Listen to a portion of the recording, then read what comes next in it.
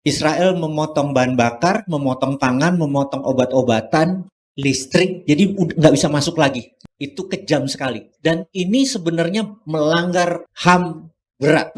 Bahwa kita meminta negara untuk membantu setidaknya lembaga-lembaga kemanusiaan membawa amanah rakyat Indonesia untuk membantu saudara-saudara kita yang sekarang sedang diblokade, diembargo pula. Calon presiden mengambil satu kebijakan luar negerinya yang bukan juga kita minta dia berpihak secara total kepada Palestina, tapi dia bisa mendesak PBB agar supaya Israel itu bisa dijatuhi sanksi sebagai negara yang melakukan kejahatan kemanusiaan atau genosida.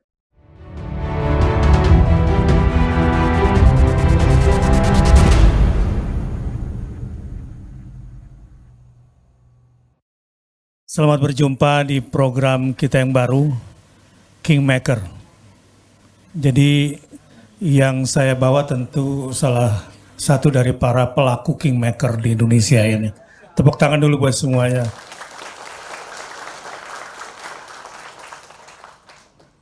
Adalah sebuah program di mana memadukan ya. Kalau pengajian kan selama ini kayaknya agama terus. Ke podcast biasanya ya serius terus dengan dunia masing-masing. Mas Wawi atau Bosman atau Pak Mardigu dikenal sebagai pakar bidang intelijen dan konspirasi ya, karena memang juga mantan dan pernah berkecimpung di dunia itu. Dan walaupun beliau mengatakan saya udah nggak bisa keluar karena watak itu sudah mendarah daging. Sementara Pak Abraham Samad sama-sama kita kenal ya. Beliau pernah menjadi ketua KPK dan pertarungannya tidak mudah. Dan beliau juga terus update kondisi KPK dan berusaha untuk tidak seperti yang lain. Sebetulnya kalau jadi lawyer laku nih. Ya. Maksud saya, apalagi kalau masuk ke litigasinya, ya. Tapi beliau memilih, waduh ini bukan tersandra, tetapi memang ada moral yang harus dijaga. Sehingga beliau tidak menjadi, kalau cari pembenaran bisa aja, pembela para koruptor kan bisa juga ya, banyak duitnya biasanya, sebagai seorang lawyer. Tetapi inilah, mudah-mudahan para kingmaker di bidang masing-masing, yang saat ini masing-masing juga sama-sama sedang meluruskan arah kiblat bangsa ya dari berbagai sisinya. Dan bersama saya juga ada Ustadz Deden, pakar tafsir muda kita yang Kingmaker, Ustaz. Iya, jadi kalau ada orang atau para hufaz yang hafalannya mulai rada-rada keder, di maker lagi dari awal. Ya, diperbaiki lagi hafalannya dari awal. Baik, pada malam hari ini di agenda Kingmaker dan setiap pekan ke depan kita akan undang insya Allah tokoh-tokoh sentral supaya semua dapat informasinya A1 atau A4. Hah?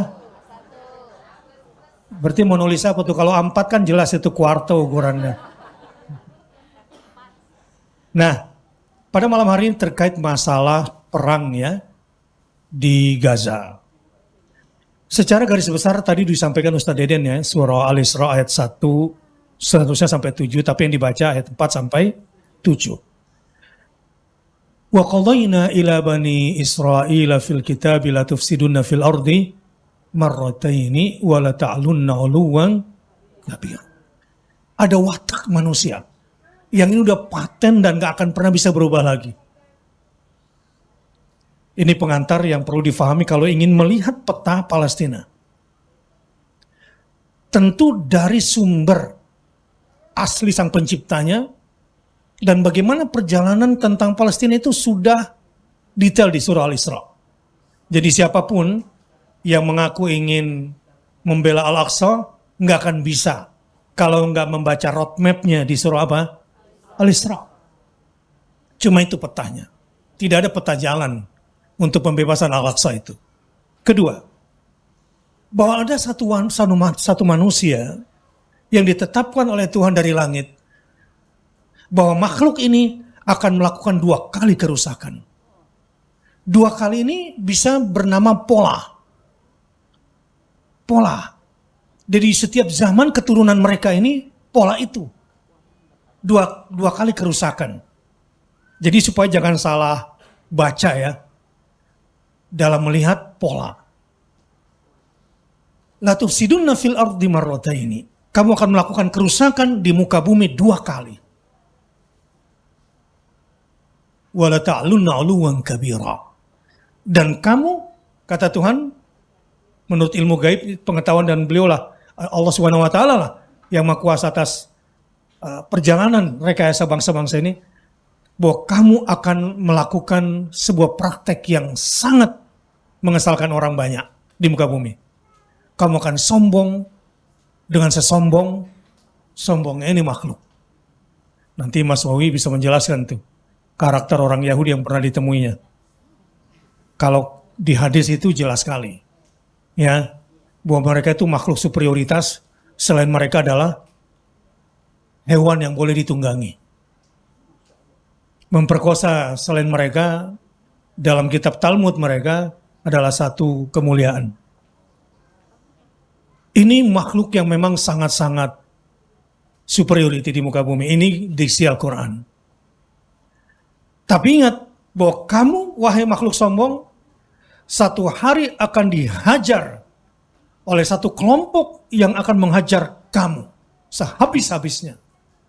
Itu dari masa ke masa pernah terjadi. Mungkin jauhlah sebelum zamannya Musa alaihissalam. Dari zaman Nabi Yakub, ya, keturunan mereka ini sampai kepada zaman sekarang. Kalau mau ditelusuri, ada 2 pola. Setelah mereka menyombongkan diri, mereka akan dihantam oleh satu kekuatan kuat. Ya, di zaman Nabi Daud alaihissalam, di zaman Nabi Samuel, cerita cukup panjang. Sampai mereka kemudian sabar lagi, beriman lagi, tapi kemudian sombong lagi. Maka dibuat muramlah wajah mereka. Liyasu'u wujuhakum. Dan musuh-musuh kamu, kata Allah, musuh-musuh Israel ini akan masuk dari segala penjuru ke kampung-kampung kamu. Nah inilah sebagai mukaddimah peta ilahiyahnya dalam menilai makhluk ini. Terkait peristiwa yang terjadi ini, sebelum saya lanjut, kira-kira Ustaz Deden punya komen nggak dari sisi ayat itu tentang peta? Ada yang mau ditambahkan nggak kira-kira?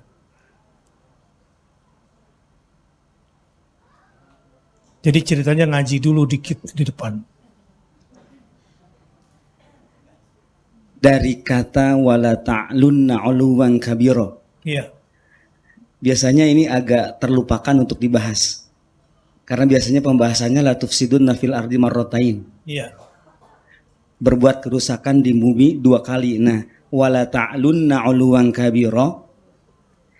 Ini mereka itu kan yang namanya ala ya'lu itu tinggi. Ini sebenarnya seperti buih mereka itu. Mereka pandai membuat citra seakan-akan mereka itu kuat. Ya, Holocaust ya. Iya. Menciptakan perang dunia 1, dunia kedua, lalu berpihak pada yang menang karena di perang dunia 1 gagal, dia berhasil di perang dunia kedua ya. Betul. Di surah Al-Maidah ayat 18, wa qalatil yahudu wan nasara nahnu abna'ullahi wa ahibba'u. Ini dia puncak kesombongan ya. Puncak kesombongannya. Apa itu artinya Ustaz Deden? Yahudi dan Nasara berkata, kamilah abna'ullah, putra-putra Allah, wa ahibba'u, dan para kekasih Allah. Wih, itu Ini menunjukkan kekopongan mereka sebenarnya. Ya, Tapi ditutupi dengan kalimat itu seakan-akan mereka kuat. jadi apa kayak nyombong tapi berbalut agama gitu ya. Iya. Jadi ini tipikalnya Yahudi ya. Kami ini anak-anak Tuhan sekaligus kekasih Tuhan gitu. Kalaupun kami nanti di akhirat disiksa, maksimal cuma 40 hari di neraka. Ya. Kenapa? Karena pernah terbukti, kami pernah berdosa dulu. Bukit Tur sudah diangkat di atas kepala kami. Ya setelah itu 40 hari kemudian kami diterima tobat kami. Nah ini, lanjut. Ada lagi? Jadi kita tinggal bilang aja, terserah lo deh gitu. Baik. Nah ini mukadimahnya ya. Buat Mas Owi dan Pak Abraham Samad dalam berbagi ilmu pada kita pada malam hari ini. Saya mulai ke Mas Owi dulu. Kira-kira nih, bagaimana komunitas intelijen dunia melihat konflik Palestina-Israel, khususnya Gaza ini? Iya, kalau ringan mungkin saya pakai HP aja nanti. Oke, Assalamualaikum warahmatullahi wabarakatuh. Terima kasih sudah mengundang saya, terhormat sekali saya diundang Pak Ustadz. Jadi kita cerita sedikit sejarah agar kita tahu bahwa pembelaan kita terhadap Palestina itu benar. Itu dulu ya. Jadi belum pernah ada sejarah dari 1947 ke belakang ada sebuah wilayah yang namanya Israel. Bahkan Injil dicetakan tahun 1905, 1917 itu tidak menyebut Holy Land itu Israel. Tanah suci itu adalah tanah Palestina. Jadi tahun 1947 ke belakang gitu ya. Jadi kita mau bercerita sedikit tentang sejarah karena dari sejarah kita bisa tahu apa yang terjadi dan ke depan kita harus mengambil keputusannya bagaimana. Setuju ya? Jadi kita mundur ke tahun 1896, ada sebuah buku namanya Der Judenstaat, bahasa Austria, bahasa Jerman, yang dalam bahasa Inggris adalah The Jewish State atau negara Yahudi, yang menciptakan seorang jurnalis dan politikus bernama Theodor Herzl. Setahun kemudian, untuk pertama kalinya Jewish ini mengadakan kongres dipimpin oleh beliau, dan disitulah kalimat pertama kata Zionisme itu lahir. Karena misi Zionis itu satu, membangun negara Israel. Gitu. Bangsa Yahudi itu 1000 tahun lebih di seluruh dunia itu tidak punya wilayah. Dan di mana-mana dia warga negara kelas 2. Mau itu di Austria, Hungaria, di Jerman, di Inggris, dimanapun. Tetapi nanging, kalau bahasa Jawanya ya, anggo gue dalang lah. Itu mereka pandai mengelola uang. Jadi pertama kali bank berdiri di Italia tahun 1600 sekian, 1600 sekian, kemudian di Swedia. Dan yang paling besar, Anda semua tahu, namanya Rothschild, gitu ya. Bahkan dia di tahun 1900, biar ngebayang, itu 70% transaksi dunia adalah dipegang oleh Rothschild. Nah, kota tempat mereka rapat itu namanya Basel di Switzerland, memutuskan menyebutkan pertama kali Zionisme untuk melahirkan negara Israel. Nah, yang mereka lakukan adalah mereka melobi, mereka lobis, mereka oligar lah. Siapa aja pejabat di sebuah negara beli, gitu kan? Kayak di Konaha ya.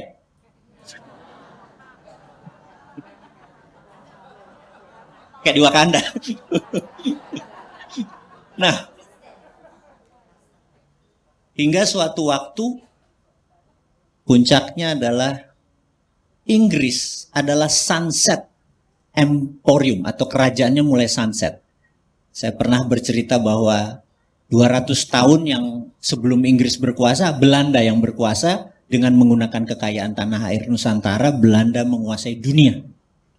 Bahkan yang namanya Amsterdam itu, New York itu pertama kali ditransaksi untuk crowdfunding adalah VOC gitu ya. Nah, kemudian kalah sama Inggris. Inggris berkuasa kira-kira 200, dan tahun 1900-an itu sudah mulai sunset. Dan di negara jajahannya semua sudah mulai bergerak. Mereka memerlukan funding, pendanaan. Dan disinilah kesempatan, kalau ada yang mau kampanye, para oligar mulai ngedrop. Benar ya? Nah ini Yahudi-Yahudi ngedrop sehingga parlemen Inggris 90% setuju tentang konsep Zionisme atau lahirnya tanah negeri Israel. Dan mereka mengincar di mana? Mengincar tanah Palestina yang dikuasai oleh Ottoman Turki. Gitu. Nah, tahun 1917 ini moment of greatness. Karena ada namanya Balfour, ini adalah Arthur Balfour, ini adalah Menteri Luar Negerinya Inggris waktu itu, yang membuat namanya Balfour Declaration. Dia meminta Raja Inggris untuk membuat janji kepada Yahudi. Tentunya ditulisnya Dear Mr. Rothschild, tulisannya begitu. Raja Inggris setuju untuk mendukung proyek Zionisme Anda. Bayangin, itu 1917. Nah, Perang Dunia Kedua habis di 1918, benar nggak? Ottoman kalah, Jerman kalah. Disitulah mulai masuk, karena gue pengen di Palestina, mulai masuk. Pertama beli dulu, tapi belinya pakai maksa. Karena tentara Turki sudah nggak ada, pakai tentara Inggris, bener nggak? Mirip-mirip Rempang juga ya kayaknya ya. Lo pokoknya jangan nyaman-nyamain ya ini. Itu di mana, negara mana itu? Konaha. Masuk di barangnya tuh. Nah, jadi belinya murah gitu ceritanya. Bahkan sampai 20 tahun kemudian itu dipaksa. Dan pakai pengusaha properti Arab juga, Pak. Kayaknya begitu. Ya, pengusaha properti Arabnya disuruh haji dulu, nanti pulang supaya penduduk negeri mau ngejual tanahnya ke Pak Haji. Betul. Kayak di Konaha juga kan. Jadi begitu puncaknya adalah sewaktu Perang Dunia Kedua terjadi, itu hijrah lebih banyak lagi dan bahkan sudah hampir 500.000 penduduk itu dipaksa berpindah dengan cara kasar dan kemudian berdirilah di 1948 yang disebut negara Israel. Dan sejak saat itu, kalau bisa lihat peta tahun 1917 di mana Palestina adalah utuh, kemudian terus cek Sunda pangereueuhnya diambil pelan-pelan gitu ya. Diambil pelan-pelan sampai sekarang tinggal 20% tanah Palestina di Palestina yang mungkin udah tinggal 10 kali. Udah tinggal 10 kali ya, karena Gaza nempel sama Mesir. Iya. Kemudian di West Bank atau di tepi barat barat Sungai Yordan tentunya, itu yang ada Yerusalemnya, yang ada Al-Aqsa-nya gitu itu, dan itulah yang terjadi peta dunia saat ini. Mudah-mudahan kebayang bahwa negara Israel itu baru. Jadi kalau ditanya, oh Yesus itu, nih kalau ketemu orang Kristen, Yesus orang Israel atau Palestina? Mereka langsung terdiam kalau ditanya gitu, percaya saya. Oh Palestina ya berarti ya, benar. Nah, itu nanti teman-teman punya senjata sekarang. Karena belum ada dulu negara Israel itu belum ada. Dan Israel ini nama jadi-jadian. Ya, cuma bagaimana caranya supaya tidak diserang. Ini adalah kaum yang sangat mengagung-agungkan nenek moyangnya, ini kaum ini. Israel itu kan gelarnya Nabi siapa? Yakub. Jadi kita nggak boleh lu menyerang Israel itu. Karena Israel itu artinya Israel. Hamba Allah, Abdullah. Jadi Israel itu artinya hamba Tuhan. Begitu cara mereka membuat isu supaya kita nggak punya pulang buat menghajar mereka. Di peta nggak ada dulu namanya peta Israel. Menarik nih. Ya, nanti kita tambah dikit-dikit. Yang kedua nih. Ya.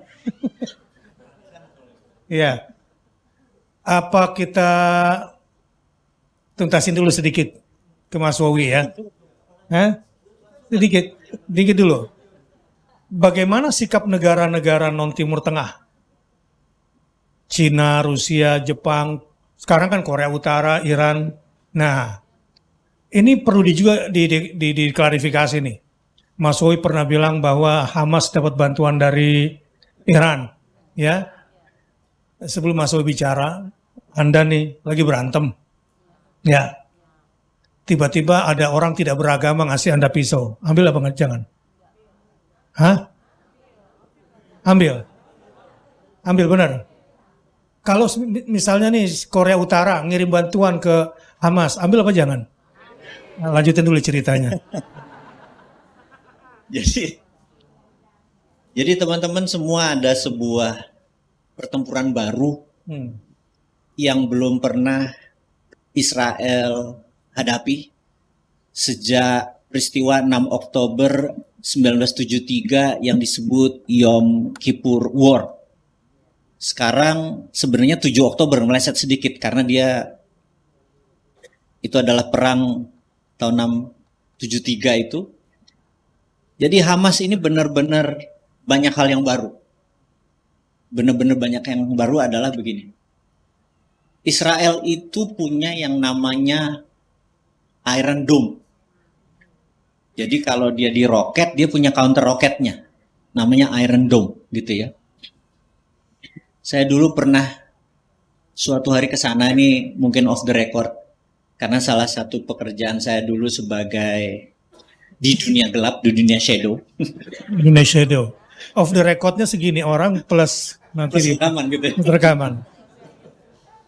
Jadi waktu di tahun berapa 2016 2017 itu banyak sekali yang di masjid-masjid minta pemerintah Indonesia peduli pada mereka-mereka yang di perbatasan sering diserang oleh tentara Israel.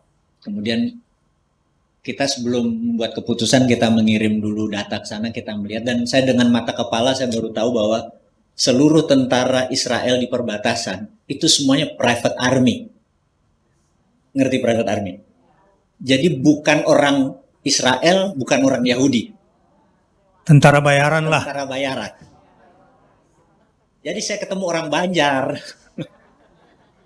Karena dia nggak ikhlas warganya itu mungkin ditembak sama Palestina. Jadi dipasang private army. Jadi berbagai bangsa. Namanya ya macam-macam. Namanya juga mereka negara pedagang loh.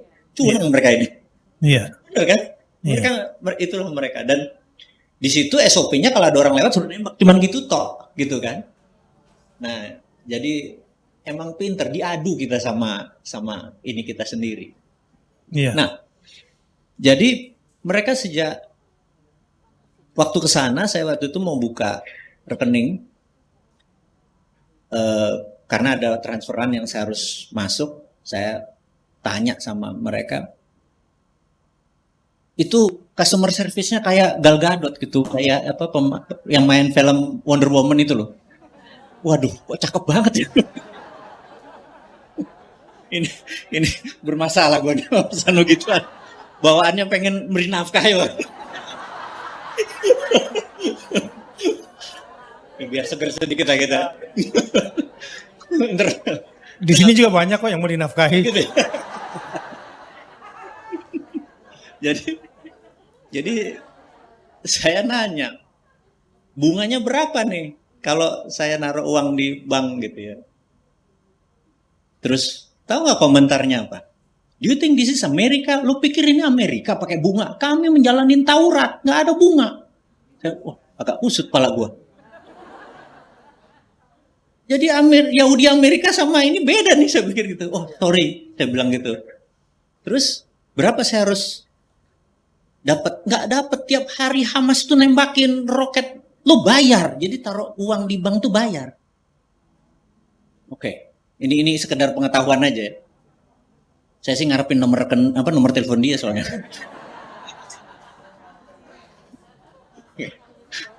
Kita intermezzo. Nah, dari situ saya dapat informasi bahwa di 2011 mereka tuh punya Iron Dome. Iron Dome itu ditembak 1000 roket. Yang masuk cuma 5%-nya, yang 95 meledak di udara. Gitu. Itu di 2011, 2012, 2014, 2021, kemarin 2021, 4.000 roket ditembak Hamas. 4% dong yang masuk. Hanya 4% yang masuk, 96-nya keblok. Nggak masuk. Jadi kalau ditembak, dia tembak roket di udara begini. Baru pertama kali mereka tanggal 7 Oktober kemarin, jebol itu itunya. Itu baru pertama kali mereka jebol. Jadi Hamas belajar banyak. Nah, di sini dunia langsung menganalisa. Hamas dari mana? Hamas itu sarjana semua ininya, pejuangnya. Belajar dari mana? Nah, ada sebuah negara yang sangat mendendam sama Israel. Ini terlepas dari agama ya. Karena ahli nuklirnya dibunuh. Dan Sulaimani, panglima tertinggi garda revolusi, dibunuh. Dan dia sudah nggak ada ampun. Dia kapanpun dia akan menyerang. Dan tahun lalu mereka sudah melakukan latihan, terus latihan. Dunia dulu terfikir bahwa Iran akan menyerang karena itu Fifth Army atau armada kelima itu berada di Selat Hormuz, standby 24 jam. Ternyata dia pakai proxy, pakai Hamas. Dan Hamas ternyata cara menembak untuk merubuhkan Iron Dome-nya Israel adalah dengan salvo. Salvo itu tembakan beruntun. Jadi habis deret beruntun, tembak deret beruntun. Karena tembakan pertama diblok, tembakan berikutnya yang jebol. Nah, itulah kepintaran saat ini yang mengagetkan dunia. Karena itu Amerika mengirim 2 flight carrier yang belum pernah dalam sejarah Amerika. Satu Eisenhower, yang satu Gerald Ford, itu terbesar dan terlengkap. Langsung merapat saat ini berada di Laut Mediterania. Dan mereka belum pernah mendapat lawan sebegini dahsyatnya. Karena Hizbullah menyerang, Suriah menyerang, bahkan Taliban memberi senjatanya. Jadi waktu Amerika terusir Agustus 2021, itu ada 40 triliun barang-barang ditinggalin begitu aja. Dan barang itu setengah sudah masuk ke Gaza. Jadi ini ada dunia baru nih. Nah, bagi kita gemeter nih, bentar lagi minyak $200. Berarti ada wakaf tank kali ke sana ya. Nah, itu kira-kira dari saya ya, mudah-mudahan dapat masukan ya. Baik. Wow, jadi memang di Palestina itu ada tepi barat, ada Gaza. Lihat, penjara-penjara terbesar di dunia itu modelnya cuma ada di Palestina. Misalnya, bagaimana penjara untuk orang-orang Palestina yang ada di sekitar kota Al-Quds atau Jerusalem, bahasa Ibraninya Ursalim, adalah dengan dimiskinkan, dipersempit akses untuk mendapatkan pekerjaan, bahkan pendidikan pun mahal. Dibikin bodoh orang-orang di Al-Quds itu. Ini penjara secara intelektual. Anak-anak di sana dibikin bodoh terhadap agamanya sendiri. Ditindas sedemikian rupa sehingga tidak punya akses pendidikan termasuk juga mencari kerja. Jadi, yang mau dan rela bertahan di sana, menjaga tanah suci kita adalah mereka. Al-Aqsa punya mereka atau punya kita? Al-Quds tanah mereka atau tanah kita? Kenapa lu nggak jagain? Mereka Sebetulnya berhak dong daripada gue miskin, daripada gue bodoh, mending gue keluar kan. Tapi mereka tidak lakukan itu. Dengan semua kesulitan yang dihadapi. Yang kedua, West Bank, tepi barat. Itu tembok-tembok besar yang sangat tinggi. Orang-orang tua di sana itu kalau anaknya sekolah, kadang situasinya itu tak menentu. Mungkin pulang, mungkin gak pulang lagi anak sekolah. Yang namanya penistaan itu tiap hari. Pemenjaraan itu tiap hari. Ribuan orang, dari 11.000 pada tahun 2012. Entah sekarang bertambah atau berkurang. Pembunuhan hampir setiap pekan terjadi di sana. Dulu Masjid Al-Khalil, Masjid Ibrahim, itu saya ke sana kita sendiri walaupun sudah menjadi kota mati. Mereka punya kepercayaan mistik bahwa di bawah makam Nabi Ibrahim itu ada harta karun. Tapi karena lubangnya kecil, tidak cukup untuk orang dewasa, dia masukkan anak-anak untuk mengintai itu. Tidak, mereka tidak menghargai makam Nabi Ibrahim di sana. Mereka mengambil alih Masjid Al-Khalil bukan untuk memuliakan itu. Kali kedua saya datang di sana sudah dibagi dua. Pembagian berdasarkan lokasi, teritorial, dan pembagian berdasarkan waktu. Kalau kita berada di antara tirai saja, di sana mereka, kita di sini, kayak ikhwan sama akhwat itu, kerja mereka itu nggak berzikir di makam Ibrahim, cuma menghina Muhammad, menghina umat Islam, melecehkan Al-Quran dengan bahasa-bahasa mereka. Itu di tepi barat dengan semua situasinya. Di Gaza lain lagi, karena ngelawan. Perlawanannya dengan senjata, ini Gaza. Ya karakternya begitulah. Ya di setiap daerah di Indonesia juga punya karakter cara orang melawan kan, betul nggak? Surabaya dengan gayanya sendiri, Yogyakarta dengan gayanya, Jakarta juga dengan gayanya. Jadi kalau Surabaya bilang Bung Tomo teriak siap melawan Inggris, ya kira-kira model Gaza gitulah. Sementara pendekatannya tepi barat di bawah Yasser Arafat memang lebih kepada politik dan diplomasi internasional. Ya ini sah-sah saja. Yang nggak boleh adalah saling menuduh, saling menyerang. Sebab seandainya dulu Bung Tomo tidak mengerahkan bakul-bakul nasi, tukang-tukang becak untuk angkat bambu runcing, kira-kira Belanda yang membonceng ke Inggris bisa masuk lagi nggak? Jadi perlu nggak kelompok perlawanan itu? Cuma cara melawan beda-beda kan? Ya, yang nggak boleh adalah saling menyerang, ya saling memfitnah satu sama lain. Ini 3 penjara besar. Di Gaza itu diblokade antara Israel dengan Mesir. Di sana laut, udah nggak ada tempat berlari dan tidak punya pilihan. Nah ini contoh saja sebagai selingan. Selanjutnya nih Mas Wawi. Ini terakhir. Habis nanti bicara hukum sama beliau. Bicara dalam negeri nanti sama beliau. Ya termasuk kita tanya soal Pak Firly malam hari ini. Beliau dapat bocorannya kalau soal itu. Ya. Baik. Mas Owi, ini kira-kira kontrak-kontrak negara-negara yang sudah ingin pelatihan intelijen ke Israel, yang sudah siap beli sistem pertahanan ke Israel, yang mau beli senjata-senjata, itu kira-kira masih berlanjut nggak nih kontraknya nih? Nyindir Prabowo nih kayaknya. Waduh nggak sengaja tuh. Jadi memang kita tahu benda-benda yang di dunia intelijen itu mungkin 90% adalah made in Israel. Made in Israel, termasuk Indonesia? Termasuk barang yang di Indonesia.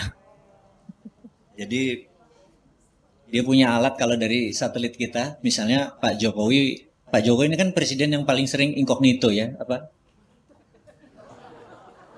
Bahasa Indonesia belusukan atau non protokol, dan itu adalah presiden termahal biayanya.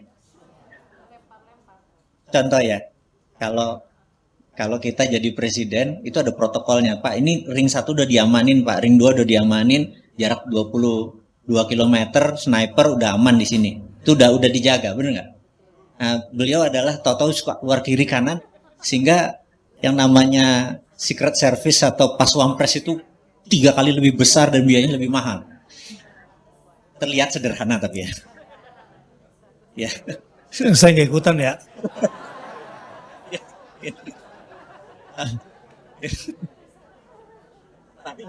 Karena beda status nih. Kalau yang ngomong beliau kan aman-aman aja ya. Pertanyaannya, ini kan dunia beramai-ramai selama ini kan kagum dong dengan teknologi dan peperangan mereka. Kok kalah sama pasukan sebesar Kecamatan Duren Sawit, kampung saya. Mas. Duren Sawit di sana banyak duda keren sarang duit. Oke, jadi memang senjata intelijen itu jadi untuk menghindari biaya yang mahal, itu satelit bisa presiden kita bisa 300 meter dijaganya. Jadi jauh lebih hemat. Bener nggak? Nah, ongkosnya lebih hemat, tapi kan mata satunya ada di negara sana gitu ya. Iya. Jadi mereka mengetahui banyak hal-hal dunia intelijen. Karena intelijen adalah masalah data diinformasikan, terus jadi knowledge. Nah, mereka tuh pakarnya. Jadi kami kalau dunia shadow itu paling ngeri dengan persenjataan atau alat-alat yang mereka bisa ngerekam tuh kecil banget dari kacamata aja gitu. Jadi kalau kita lagi di ring 0, itu orang pakai kacamata kita suruh copot. Karena mereka bisa ngerekam, bahkan itu dipatahin begini bisa buat nusuk gitu ya. Keren kalau itunya. Kalau Ya senjata kaum paranoid lah ya. nah jadi yang jelas saat ini dunia lagi dalam keadaan shock karena belum pernah dan menganggap Israel adalah tentara terbaik, tentaranya, kemudian senjatanya terbaik. Tapi ini wake up call atau apa? Jadi orang bangun gitu ya, ternyata Israel nggak gitu-gitu amat. Nah, jadi bagi kita, kalau saya ini lebih cinta damai ya, saya lebih ke diplomatis di dalam memerangi hak hidup bangsa Palestina. Saya mungkin nggak ada nyali untuk nembakin senjata gitu ya. Iya. Dan saya pikir kita harus fair karena ada teori konspirasi. Ini teori konspirasi bahwa sewaktu Hamas menyerang itu kan dia membobolkan, menyerangnya lewat udara, lewat paraglider, kemudian lewat boat dari laut, kemudian lewat darat. Terus dia membobol dan dia tuh sepanjang Gaza itu ada 7 titik dan itu pakai radar, pakai satelit, pakai kamera CCTV. Kenapa jebol semua gitu ya? Maka teori konspirasinya adalah mereka tuh tega membunuh 1000 bangsanya demi mendapatkan cara untuk menaklukkan jalur Gaza. Paham ya maksudnya ya? Jadi mereka yang bocorin, emang Hamas bergerak beneran, tetapi itu menjadi legitimasi tool mereka untuk pembenaran bahwa ini yang harus dikampanyekan, bahwa orang Hamas kejam, 40 bayi dipenggal segala macam, tapi satu pun videonya jangan-jangan AI, bener nggak? Tapi kita kalah nih, kalah kampanye, kalah narasi, kalah buzzer, kalah propaganda, gitu. Nah, ini yang kita mau kalau dari sisi kita harus yang bisa mengalahkan, kan kalau di dalam propaganda adalah ciptakan kebohongan besar, ulang-ulangi, pada akhirnya mereka akan percaya, benar nggak? Sementara kita membawa kebenaran tidak pernah diulang-ulangi, akan kalah dengan kebohongan besar atau kebohongan lah, benar nggak? Itu, nah inilah. Sayangnya gini, publik itu mendengar pakai mata. Oh gitu ya? Iya, bukan pakai telinga. Jadi dia tidak mencari kebenaran, tapi cari fakta. Fakta itu apa yang dia lihat. Padahal ilmu itu apa yang dia dengar. Faktanya didesain tadi pakai AI, Iya, benar nggak? lanjut. Bayi-bayian, benar nggak? Dan itu yang terjadi. Nah, kita harus mulai menegakkan kebenaran. Dan harus diulang-ulang. Gitu. Jadi saya pikir kita akan menggunakan soft pendekatannya, kita akan meluruskan seperti tadi. Bahwa di luar sana kan ada yang pro Israel garis keras kan? Yang seakan-akan kebenaran hakiki dan ini wakil Tuhan di bumi kali, saya pikir Iya. dalil dari mana kepalanya masuk, bener nggak? Nah, Dan buzzernya di Indonesia juga udah ada. gitu ya. Iya. Nah, kita sekarang ngingatin dengan fakta dan kita ulang-ulang. Fakta, tidak ada rekayasa cerita tadi bahwa ini adalah Israel.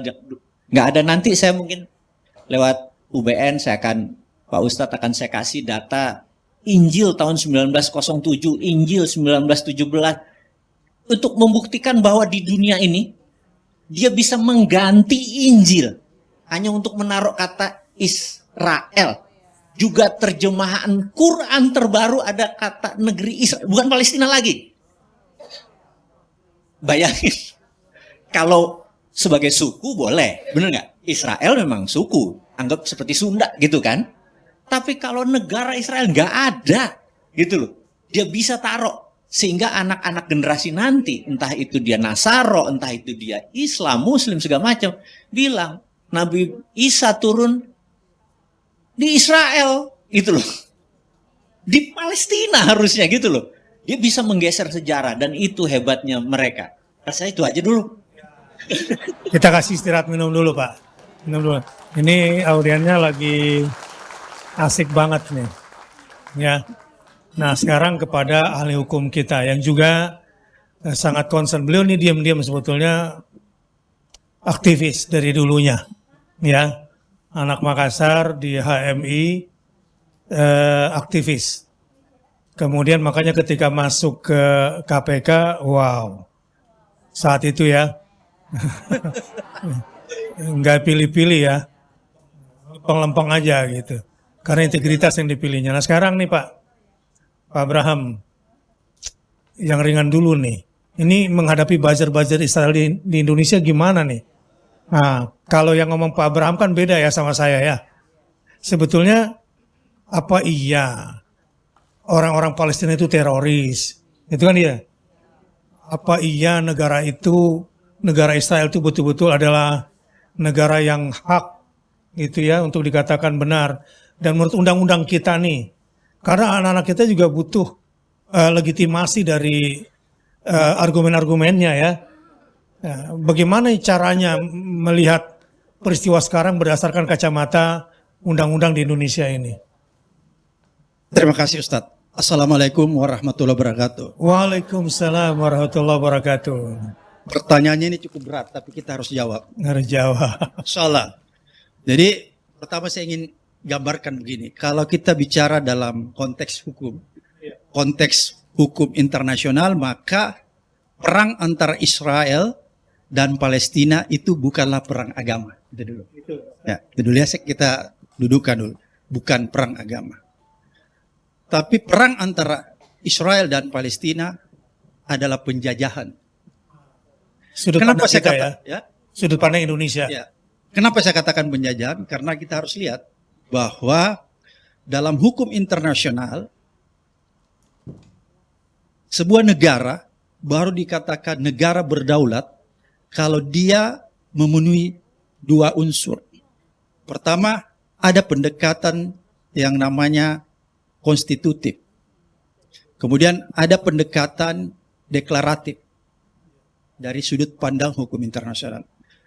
Kalau kita melakukan pendekatan konstitutif, maka negara yang berdaulat adalah negara yang sudah diakui oleh beberapa negara, walaupun sebenarnya secara historis maupun secara wilayah dia masih bisa dipersoalkan. Tapi dia sudah diakui oleh beberapa negara. Eksistensinya sebagai sebuah negara itu sudah diakui. Kemudian kalau kita lihat dari segi pendekatan deklaratif, maka dia harus terpenuhi oleh 3 unsur. Pertama, dia harus punya wilayah. Kemudian dia harus punya penduduk yang tetap. Dan yang ketiga, dia harus punya pemerintahan. Sekarang kita lihat, apakah Palestina termasuk ke dalam 2 pendekatan ini? Menurut saya, Palestina itu adalah sebuah negara berdaulat. Kalau kita merujuk pada pendekatan konstitutif, 136 negara itu sudah mengakui keberadaan Palestina. Jadi kalau nggak salah ada 190 negara di PBB, tapi 138 itu mengakui Palestina adalah sebuah negara berdaulat. Kemudian kalau kita lihat dari pendekatan deklaratif, Palestina itu punya wilayah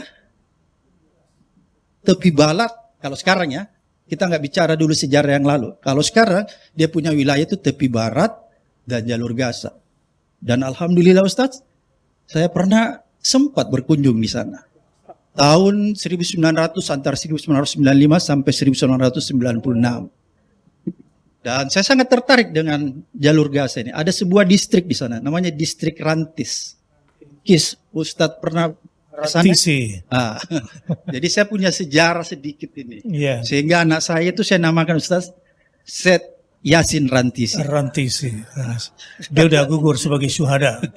Dia itu dibom juga itu oleh Israel. Jadi ini menarik nih. Jadi kalau kita berkaca dari hukum internasional, maka tidak ada alasan satupun yang bisa mengingkari bahwa Palestina ini bukan sebuah negara berdaulat. Kalau kita berkaca dari konteks hukum internasional, karena tadi dia sudah punya wilayah, dia punya pemerintahan, ya, dia punya penduduk, dia punya warga. Kalau kita lihat, apa ada negara yang mengakui? Ada 139 itu sudah diakui. Jadi oleh karena itu, ketika Israel melakukan serangan terhadap Palestina, itu berarti sebuah penjajahan, sebuah kejahatan kemanusiaan, genosida ya, karena ingin menghancurkan sebuah etnis. Jadi penjajah, genocide, ya.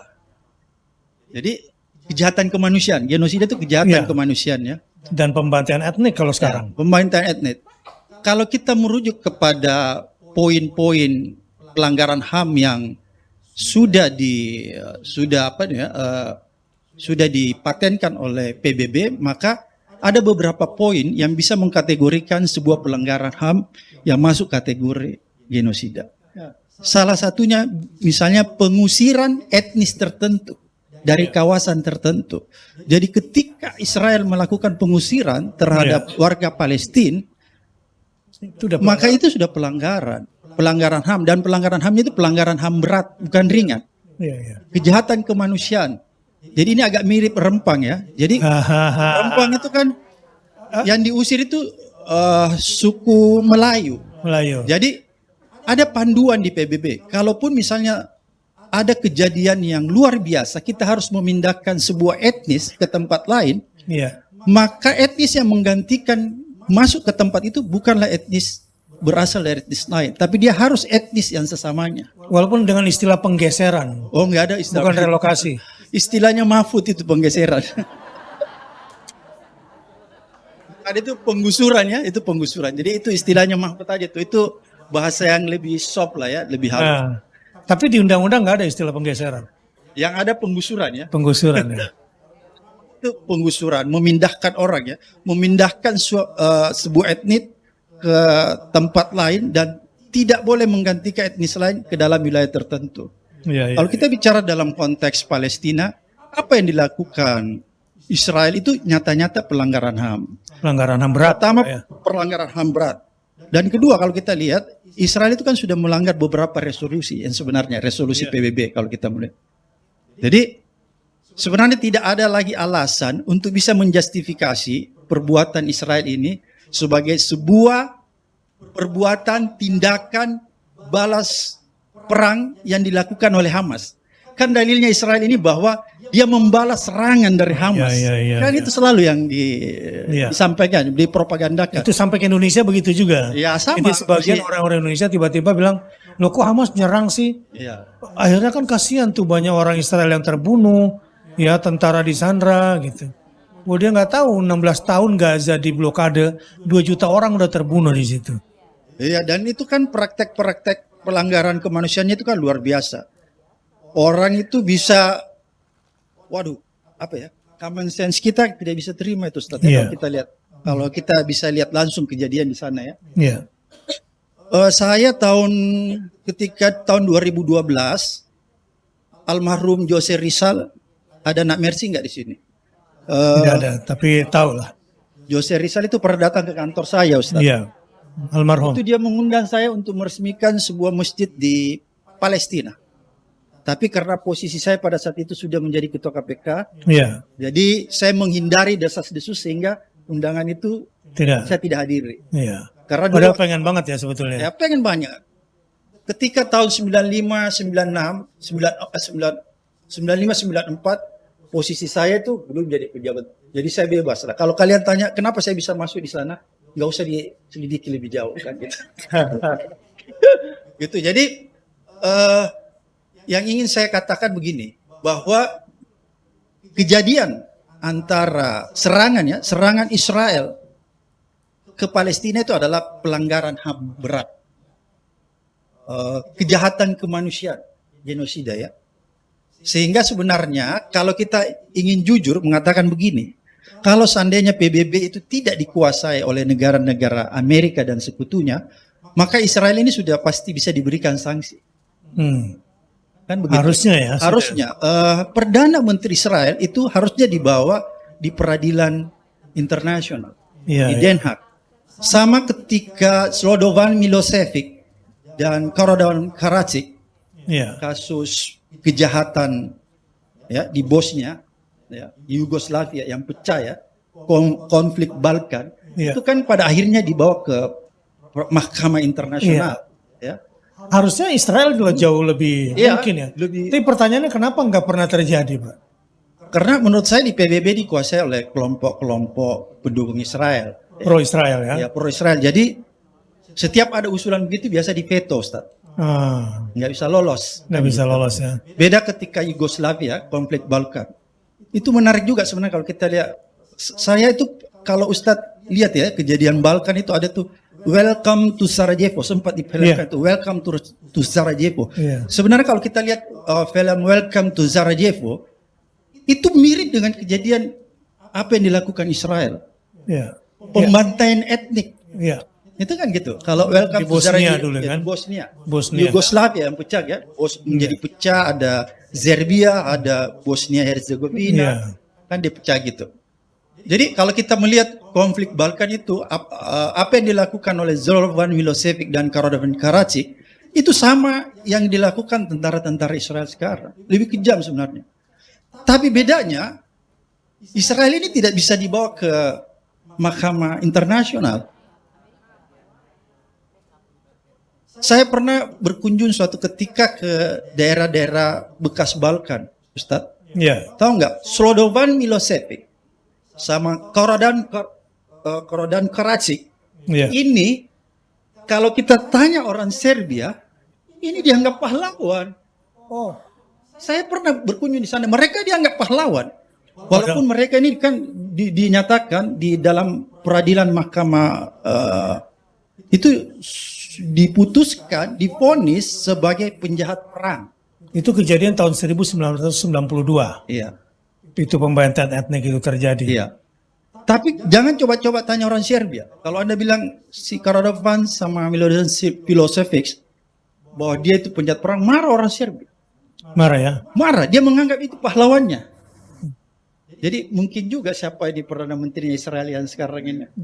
Netanyahu. Netanyahu, kalau kita bawa ke peradilan mahkamah Iya. internasional, terus kita cerita sama orang-orang Yahudi, pasti marah juga dia. Iya. Jadi saya selalu melihat ini agak mirip nih sebenarnya kan. Itu ya. Ya, jadi agak mirip. Tapi bedanya konflik Balkan itu bisa dengan nyata dibawa ke peradilan mahkamah internasional dan dijatuhi dan diputuskan bahwa konflik Balkan itu adalah kejahatan kemanusiaan, genosida. Nah, Tapi ini- Israel tidak pernah bisa. Ini ada ide baru kalau gitu pas sekarang. Ya. Dengan berubahnya tatanan dunia sekarang perlahan, di mana sedang tidak ada adik kuasa di muka bumi. Ya.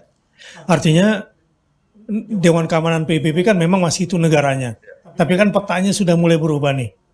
Katakanlah misalnya kemarin di akhir 2022 telah diputuskan tentang resolusi anti Islamofobia. Ya, itu kan didukung oleh Rusia dan Cina kan. Yang mungkin karena Rusia dan Cina melihat bahwa ini agenda Islamofobia adalah agenda Islam lawan Barat. Sehingga Timur ini belakang kita. Kan gitu ya. Yang Amerika akhirnya merasa kecolongan kenapa anti-Islamofobia ini jadi miliknya Cina dan Rusia. Ke depan, saya kira kalau ada yang memberikan ide, bisa berubah petanya Pak ini. Apalagi Iya. Cina punya hak veto loh. Iya, iya. Yang saat ini keberpihakannya pun Cina sama Rusia kan lebih kepada Palestina kan? Iya. Iya. Ya tinggal digalang sebenarnya kan. Nah, ini muncul gitu aja. Kira-kira Jadi kalau mungkin dalam nggak itu sekarang? Islam ini siasa, kita harus melakukan Iya. siasa ya. Kira-kira untuk abad ini mungkin nggak itu terjadi, Pak? Kita bisa ya. Secara undang-undang internasional kan sudah memenuhi.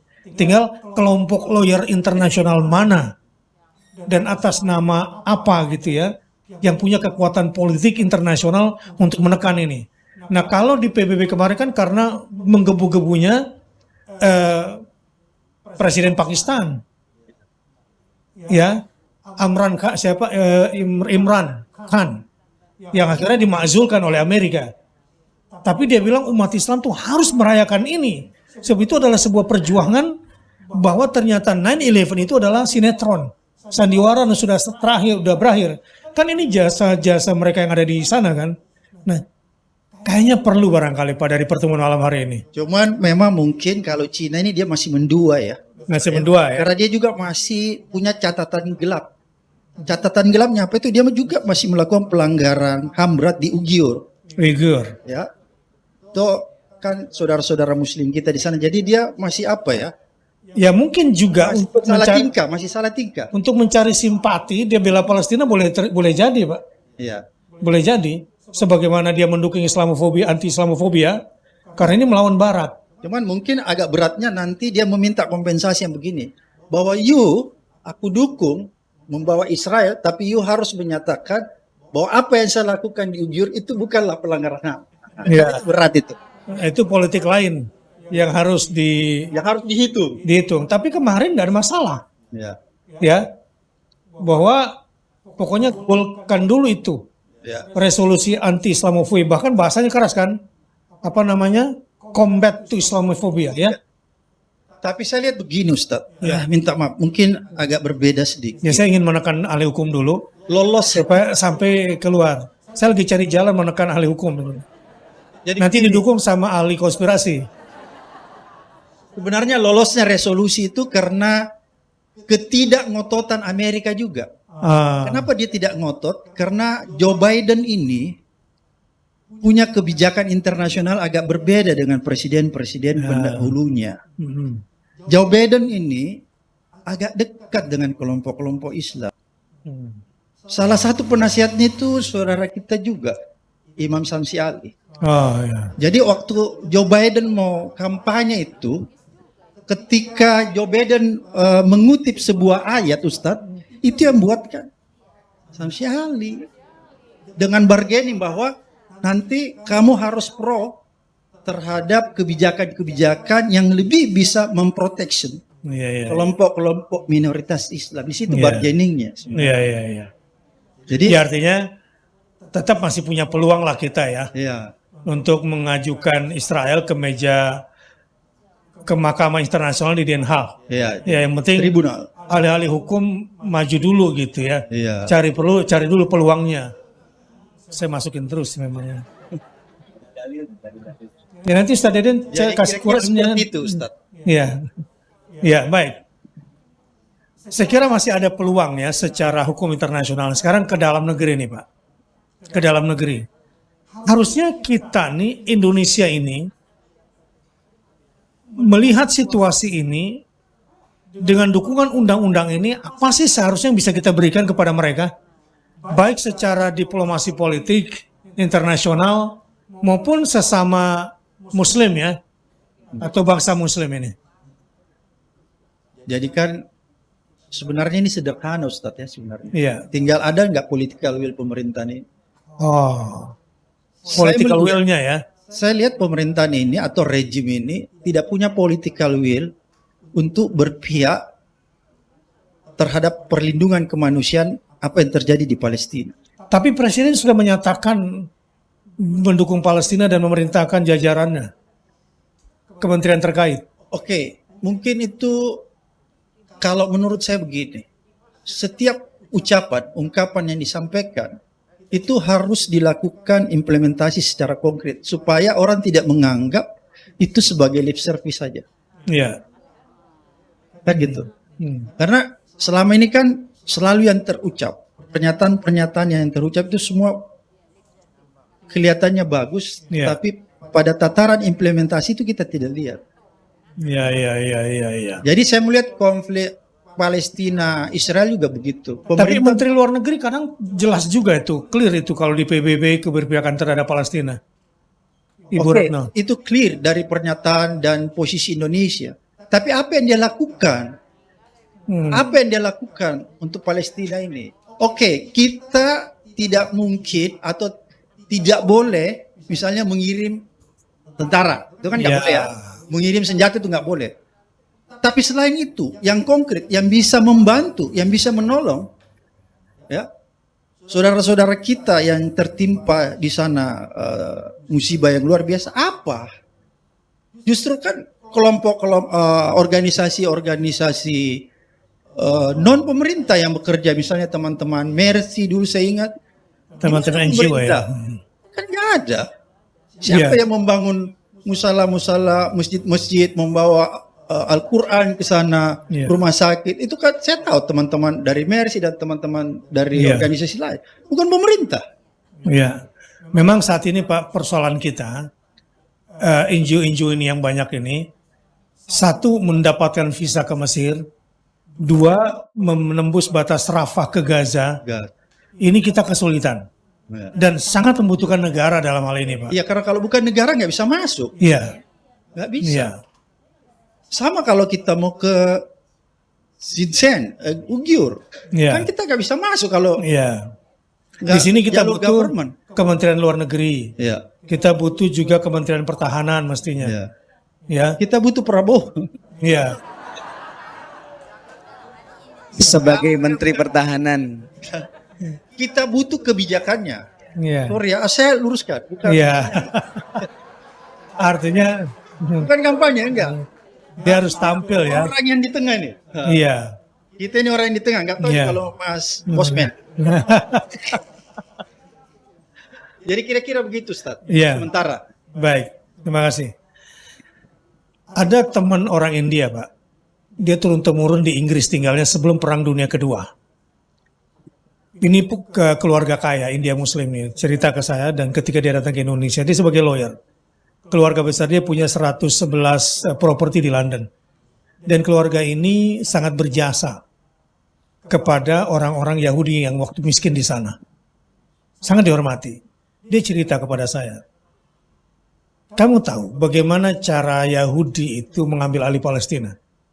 Setelah menjadikan peta Palestina pasca kemenangan 19 di perjanjian di Balfour itu ya. Ini dijadikan sebagai free zone area dulu. Ya, kalau kita kawasan ekonomi khusus nih. Waduh, masuk nih kalau ke situ. Di Batam itu, Batam. Rempang itu. Di Palu lagi dibikin juga, Pak. Iya, cake gitu. Karena bebas pajak. Tapi ini enggak, sengaja dibikin free zone area dan itu disepakati. Dan ditandatangani oleh Balfour juga. Tujuannya agar nanti diaspora Yahudi Eropa dan dia sendiri bisa menguasai ini. Nah, secara ideologi memang kan udah kembali tuh kayak ayat yang dijelaskan tadi, Ustaz Deden kasih komen ya. Apa yang dilakukan oleh Yahudi adalah bikin kelompok-kelompok ekonomi, di situ mereka menabung, ngebayarin orang-orang Yahudi yang mau tinggal di sana. Dia bikin koperasi sampai dia bikin bank. Tapi gitu, kayak di Jawa Barat kemarin, izinnya 94 hektar tapi ngambilnya 500 hektar. Saya lupa nama perusahaannya, Pak. Gara-gara 212 kemudian marah itu. Ustaz, saya kasih tambahan sedikit. Iya. Radovan Karadzic dan Slobodan Milosevic, waktu mereka dibawa ke peradilan itu, dia statusnya jadi presiden loh. Statusnya sebagai presiden. Kepala negara. Satu presiden, satu perdana menteri. Masih ya saat itu Iya, kan? toh bisa dibawa. Iya. Berarti kan sebenarnya ini tinggal kekuatan lobby di PBB sebenarnya. betul. Nah, disinilah saya pikir pertemuan malam hari ini harus memberi rekomendasi nanti di akhir. Sayangnya memang tidak banyak di kita, terutama lawyer-lawyer Muslim yang concern dengan ini, lawyer-lawyer internasional yang bisa melobi Den Haag. Kita butuh itu, Pak. Ya, walaupun jurusan saya ini pidana ya Ustadz ya, Iya. bukan hukum internasional, tapi Iya. saya belajar dari praktek karena dulu saya banyak mengunjungi beberapa Iya. semacam short course begitu ya. Iya, Tapi banyak teman-teman yang khusus di bidang hukum internasional yang bisa kita hubungin sebenarnya iya, untuk membantu.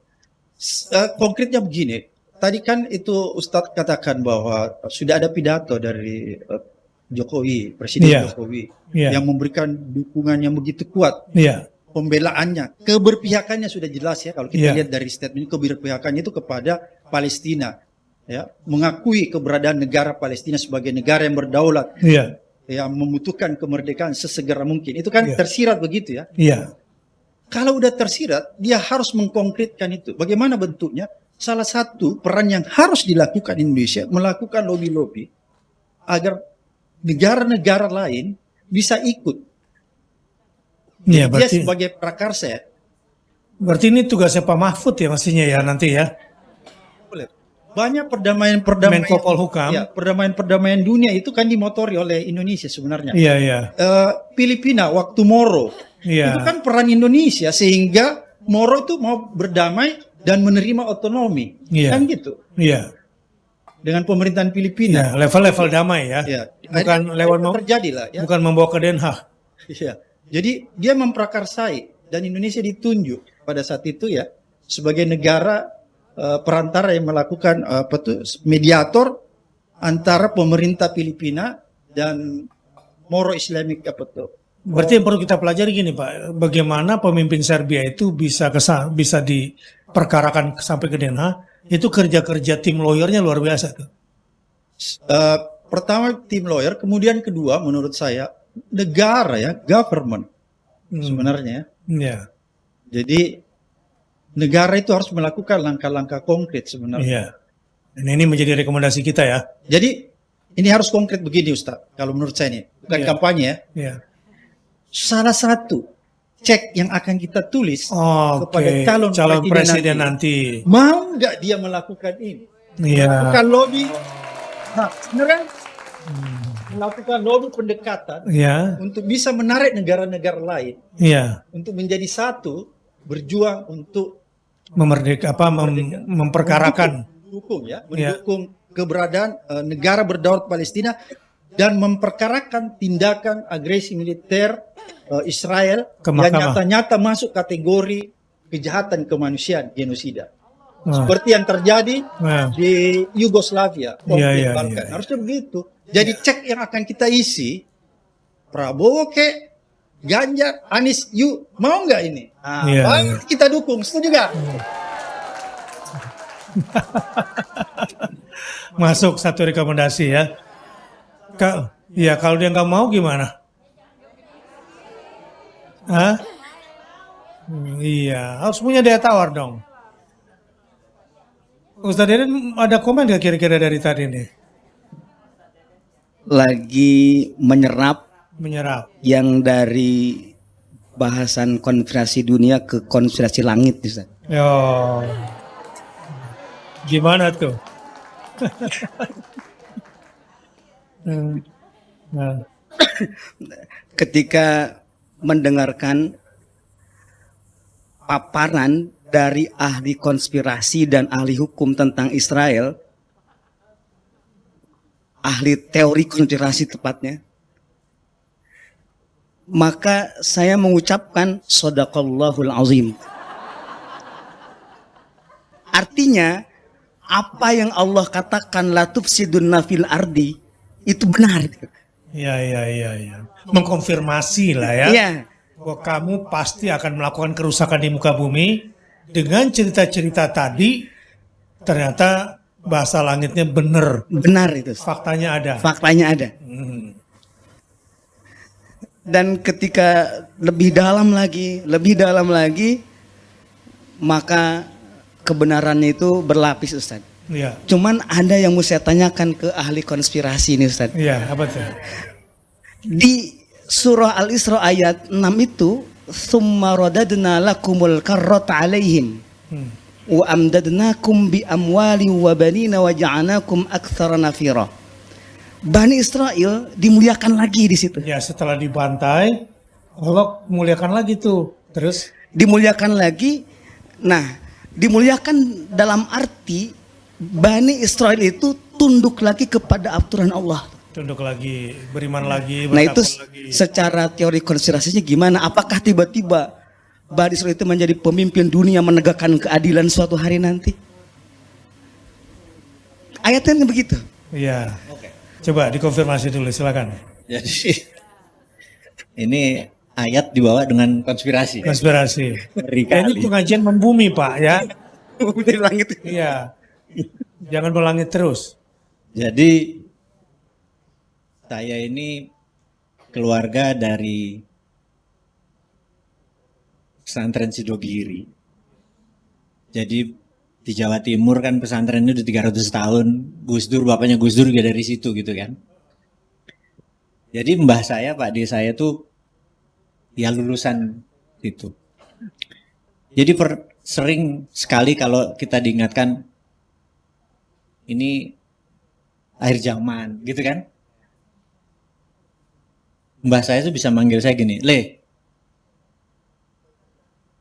kiamat tuh masih jauh." Karena ada sebuah hadis, berzakatlah kau sekarang.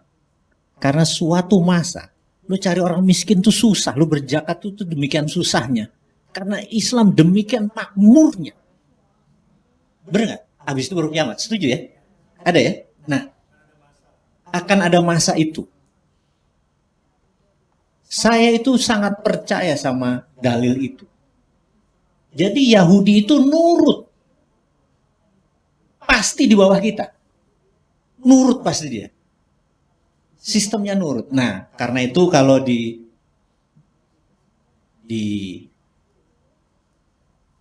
Jawa itu ada nubuat. Kalau versinya gini ini dia ada. Nanti ada Ratu Adil. Ini pengandaian ya, Ratu Adil. Saya teringat waktu Kopernikus menyatakan bahwa matahari adalah pusat semesta. Sementara dulu bilang adalah bumi pusat semesta, gitu kan? Nah, dulu itu kalau kita ngelempar batu dari sini ke tembok, oh kira-kira 1 detik gitu misalnya, dihitung pakai rumusnya dulu, nggak pernah ketemu 1 detik itu. Tapi ketika dunia tahu bahwa matahari pusat semesta, T adalah jarak bumi mengelilingi matahari. T, waktu, time adalah waktunya. Kalau dulu kan T sama dengan matahari mengelilingi bumi. Dan itu tidak konstan. Tidak konstan. Tapi begitu, ini agak pelajaran fisika deh. Begitu matahari pusat semesta bumi mengelilingi dan T sama dengan nolnya matahari bumi muterin matahari. Maka jadi konstan, begitu kita lempar itu 1 detik, dihitung pakai rumus yang konstan itu 1 detik. Beneran. Jadi sejak saat itu, sejak tahun 16 sekian, teknologi demikian maju seperti sekarang. Nah, ada satu hal, Ratu Adil itu apakah makhluk atau sistem? Gitu kan? Maka ingat pelajarannya Rasulullah di zaman Rasulullah, kalau di mana nih saya mempromosikan MMT, Modern Monetary Theory itu adalah kita tidak percaya sama inflasi. Inflasi adalah mitos. Dan untuk membuktikan bahwa ibu-ibu waktu kurban kambing berapa nilainya? Masih ingat? Kira-kira 3-4 gram kan? Zaman Rasulullah juga segitu, nggak ada inflasi kalau pakai emas, bener nggak? Kalau pakai emas nggak ada inflasi. Nah, kita pernah terpikir kalau emas yang aurum, yang kalau kita tabel periodik kita taruh di meja, tabel ini secara fisika. Siapa dulu yang dari IPA angkat tangan? Nah, sisanya IPS itu. Ya, udah belajar. Bosman ngomong apa udah nggak jelas kan. Tapi tahulah tabel periodik kan paling enggak ya. Nah, saya mau nyambung nih. Gimana nih? Aku nyambung dikit. Jadi kalau emas itu dipakai sebagai alat tukar, bukan alat bayar rupiah, tukar. Dan benda yang berada di bawahnya, kalau tabel periodik kan hari libur nanti kita rebus kubis Prancis HEL, inget gitu ya, dulu dibaca besok minggu cari, pokoknya 136 unsur itu. Dan ini menariknya, kalau bumi untuk menimbulkan logam mulia tadi, itu memerlukan air, memerlukan matahari, dan memerlukan panas. Teman-teman hanya mau mengingatkan bahwa kalau di sini ada bola dari plastik, saya masukin glitter yang mengkilat-mengkilat, saya putar 2 jam, bola glitternya itu berada di tengahnya, setuju ya? Semesta ini sudah miliaran tahun muter, benar nggak? Itu berada di Katulistiwa. Dan di Indonesia itu adalah Ring of Fire, 90% mengandung api, vulkanik dan tektonik, ada air 90% wilayah kita ada air, dan matahari 99 waktu kita ada matahari. Memenuhi seluruh persyaratan sehingga seluruh tabel periodik ada di sini. Kalau emas jadi titik tengahnya, kemudian platinum di bawahnya, perak di bawahnya, dan ini dihitung rata, maka tidak ada inflasi ke depan, dan itulah Ratu Adil. Dari sisi metal, dari itu yang namanya Yahudi nggak punya apa-apa itu. Iya. Nah, inilah bangsa yang saya pikir yang dijanjikan itu jangan-jangan Indonesia ini. Kira-kira. Baik.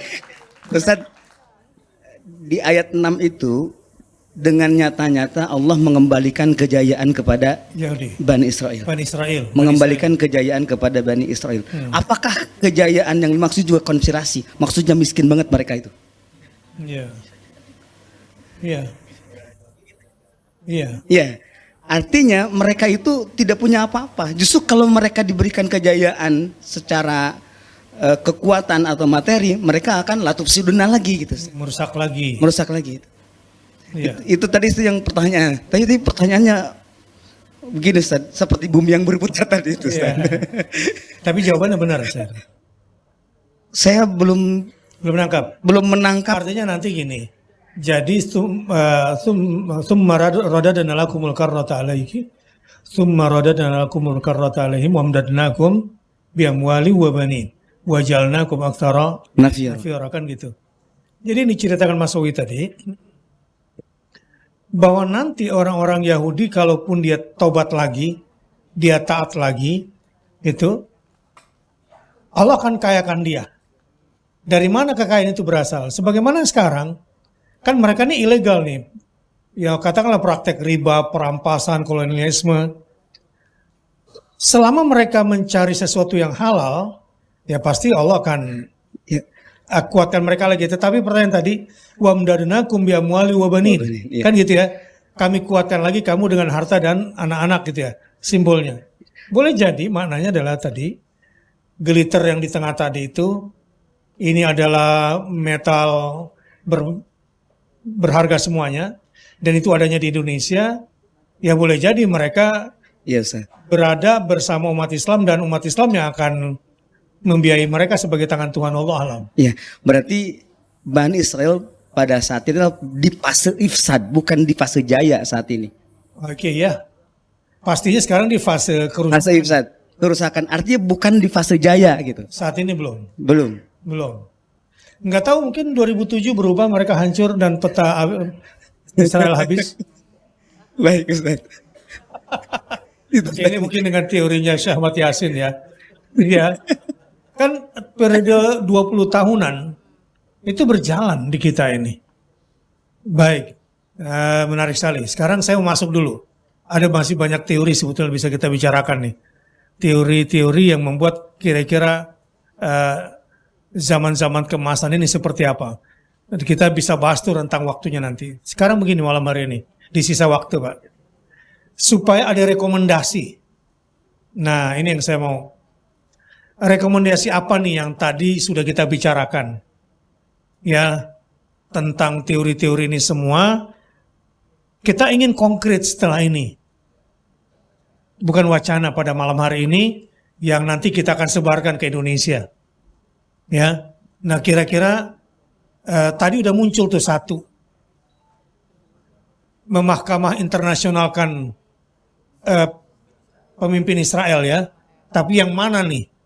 Berarti kan presiden terakhir ya, atau PM terakhirnya kan? Nah, gimana kira-kira rekomendasinya? Cerita dulu. Mungkin nggak Mas Wawi? Dari teorinya dulu. Kalau saya mungkin ada yang lebih konkret begini. Apa tuh? Sejak 3 hari yang lalu, kita tahu mereka melakukan namanya mencekek mereka yang tinggal di Gaza. Jadi Israel memotong bahan bakar, memotong pangan, memotong obat-obatan, listrik, jadi nggak bisa masuk lagi. Bahkan air ya? Air, itu kejam sekali. Dan ini sebenarnya melanggar HAM berat. Oke, itu konkret sekali itu. Itu konkret. Jadi yang kita harus lakukan adalah kita harus menyatakan atas nama kemanusiaan. Kita tidak mendukung tindakan Israel akan hal ini. Kita harus mendeklarasikan itu. Oke. Dan kita harus turun tangan, memberikan obat-obatan, memberikan pangan sebisa kita untuk meminta pemerintah Indonesia membuka Rafah karena kita masuknya lewat Mesir. Iya. Jadi pemerintah menekan secara politik, kita membantu gitu ya. Secara kemanusiaan. Secara kemanusiaan. Itu langkah nyata gitu ya. Baru langkah jangka panjangnya. Nah, ini calon menteri. Iya. menarik ya, semangat dulu. Jadi rekomendasi pertama malam hari ini ya, rekomendasi supaya menghasilkan sesuatu bahwa kita meminta negara untuk membantu setidaknya lembaga-lembaga kemanusiaan membawa amanah rakyat Indonesia ya, untuk membantu saudara-saudara kita yang sekarang sedang diblokade, diembargo pula, di mana hak mereka untuk hidup, untuk makan, untuk minum, untuk mendapatkan listrik, untuk mendapatkan air betul-betul sudah dirampas hak-haknya. Nah, untuk itu kita minta kepada pemerintah Indonesia dan memberikan kemudahan kepada kita. Kalau perlu, oke lah Indonesia siapkan satu kapal khusus, satu pesawat khusus. Ya. Iya. Iya. Itu kan kemarin waktu Mafi Marmara itu ya. Tapi ditembak di laut itu. Di tengah laut. Ya. Ya. Nah, inilah arogansi Israel. Tapi dunia sedang berubah. Kita harus coba lagi. Sepakat ya? Nanti kita coba koordinasi dengan pemerintah Indonesia berarti. Dalam hal ini mungkin sama Menko Polhukam kali ya. Karena di bawahnya kan ada Menteri Luar Negeri, Menteri Pertahanan ya. Menteri Hukum, HAM. Mic-nya Pak. Ustadz, yang kita butuhkan ini peran negara ya. Peran negara. Peran negara untuk melakukan lobby agar supaya pemerintahan Israel membuka akses untuk masuknya bantuan kemanusiaan. Betul. Lewat Mesir ya. Iya.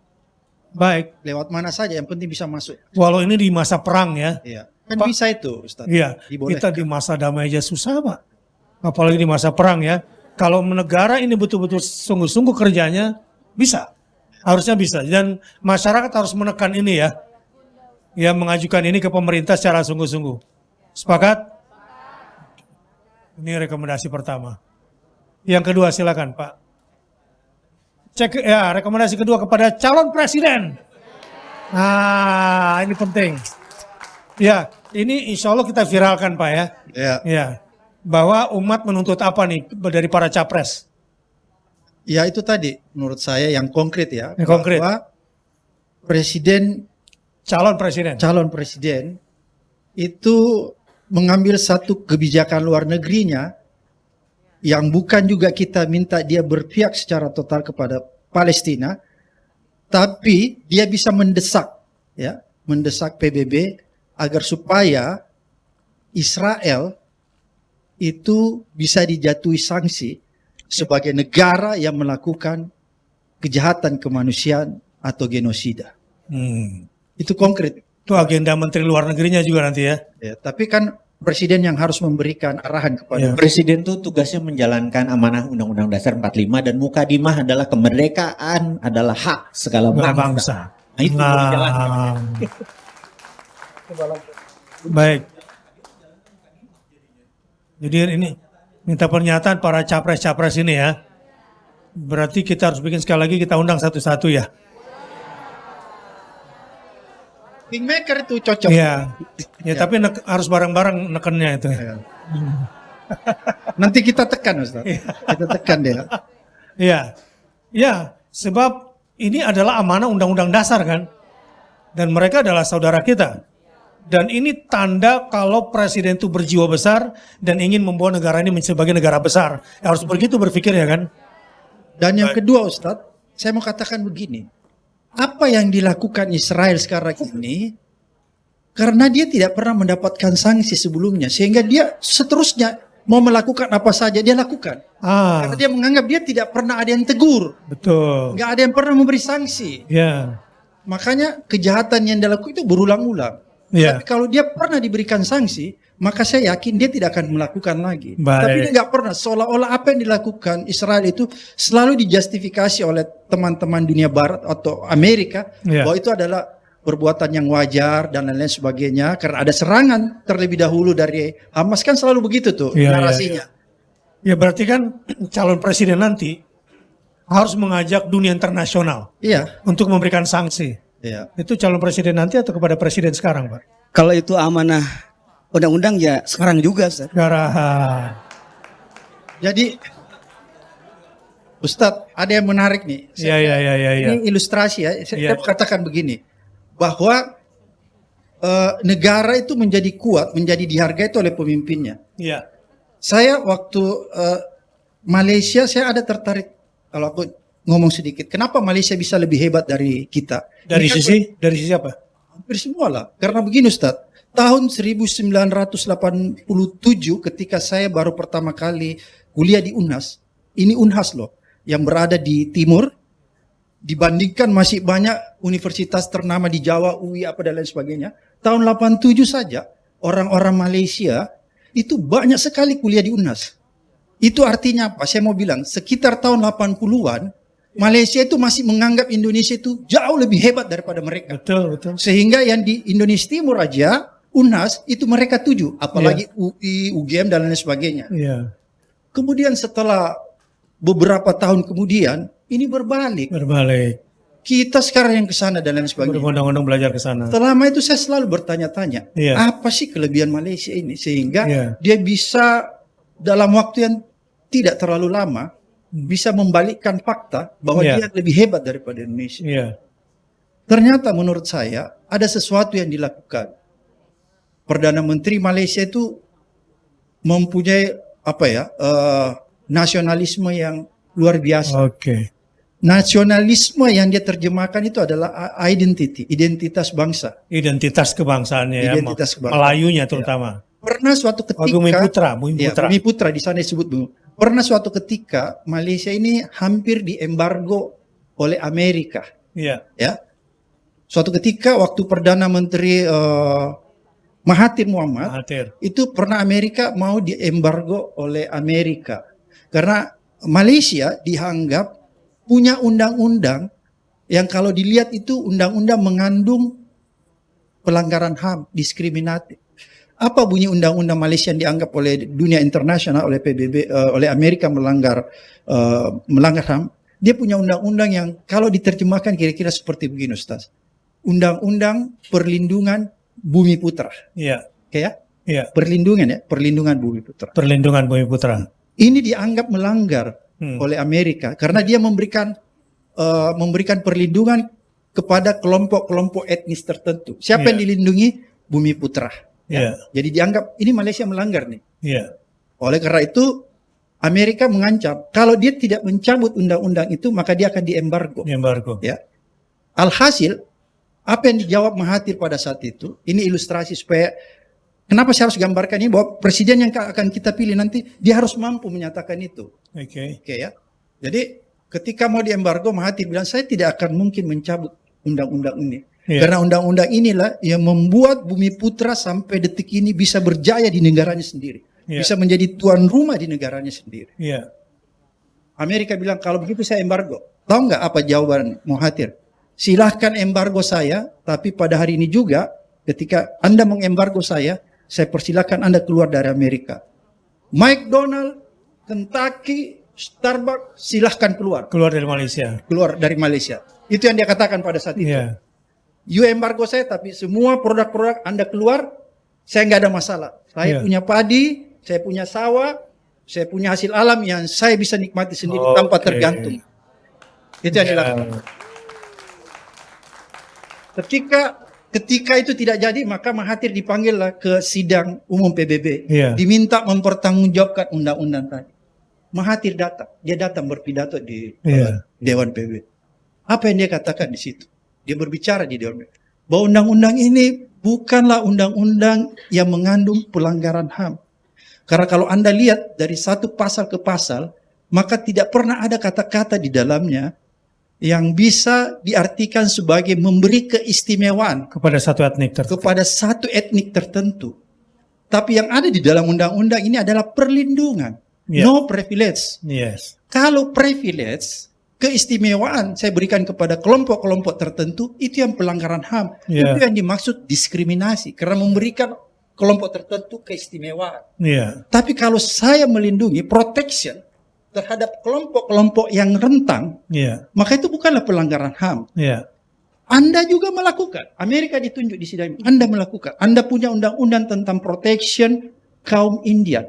Iya. Habis itu dia menunjuk lagi Australia. Australia, you melakukan. You Iya. punya undang-undang protection terhadap kaum aborigin. Iya. Apa yang salah dengan undang-undang saya? Iya. Iya. Iya. Iya. Iya. Dan saya mau Akhirnya- menggambarkan Iya. bahwa pemimpin itu memang harus pemimpin yang kuat. Iya. Yang mampu mengatakan sesuatu kepada dunia luar. Iya. Dan Saya keberpihakan kepada tidak bisa bangsanya. didikte. Iya. Iya. Saya tidak bisa didikte. Iya. Kan gitu. Mahathir bayangkan ketika dia bilang, kamu saya embargo. Dia bilang, oke, Anda embargo hari ini saya persilahkan Anda keluar dari Malaysia. McDonald, Kentucky, keluar semua. Kira-kira Tidak berani Amerika. kalau menurut Pak Abraham Samad sama Pak Wowi, capres yang mana yang bisa begitu?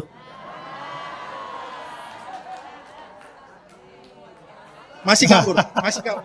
Oleh karena itu untuk menjawab itu Ustaz, perlu kita Kita panggil. kita ajak ngobrol ya. Itu rekomendasi keduanya ya, menarik. Rekomendasi ketiga, membawa pemimpin Israel itu ke Mahkamah Internasional ya. Rekomendasi ketiga pada malam hari ini. Yang paling penting. Ini itu paling penting agar supaya peristiwa-peristiwa pelanggaran HAM yang dilakukan Israel itu tidak terulang. Karena kapan Israel tidak pernah ya, diperhadapkan atau dibawa ke peradilan internasional tentang kejahatan perangnya, maka dia akan terus melakukan pelanggaran-pelanggaran HAM. Sebenarnya itu intinya. Lihat saja kalau ini nggak berhasil, pasti akan terjadi lagi. Mungkin 4 bulan, 5 bulan akan Ya, datang. ya. Dan itu terus terjadi. Baik. Terima kasih. Alhamdulillah sudah 1,5 jam lebih. Ya. Dan saya kira sudah sampai kepada sesi rekomendasi. Karena sayang kalau cuma informasi-informasi di program ini di ujungnya memang ada rekomendasi yang harus kita hasilkan. Dan ini akan kita sebarkan rekomendasi ini. Sekali lagi terima kasih dan aplaus buat pembicara kita pada malam hari ini. Ya, kepada Pak Abraham dan Mas Wowi sekali lagi atas nama jamaah yang ada pada malam hari ini, juga Ustadz Deden yang setiap malam bersama kita. Mudah-mudahan lain kali tidak bosan ya untuk diundang ke sini lagi ya, untuk berbagi kepada kita. Ini ngaji bareng judulnya, ya, saling berbagi dan kelihatannya ini audiensnya masih semangat ini ya.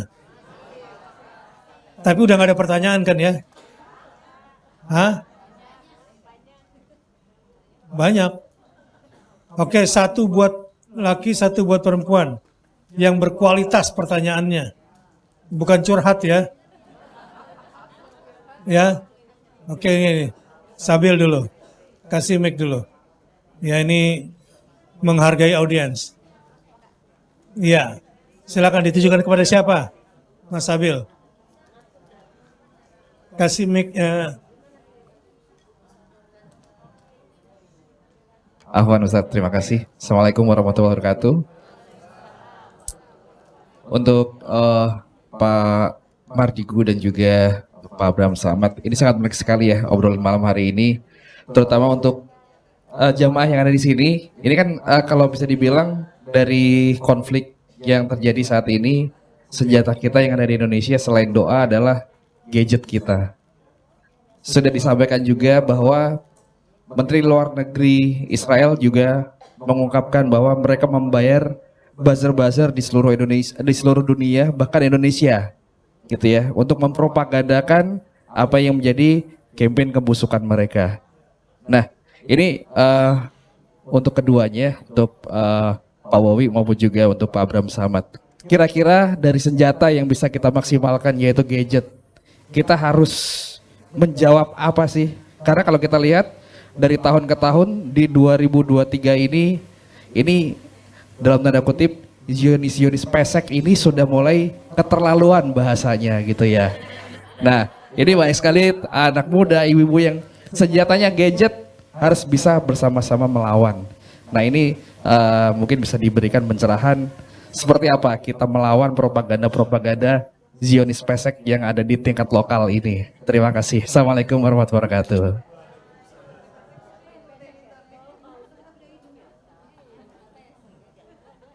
Zionis pesek, silakan Pak.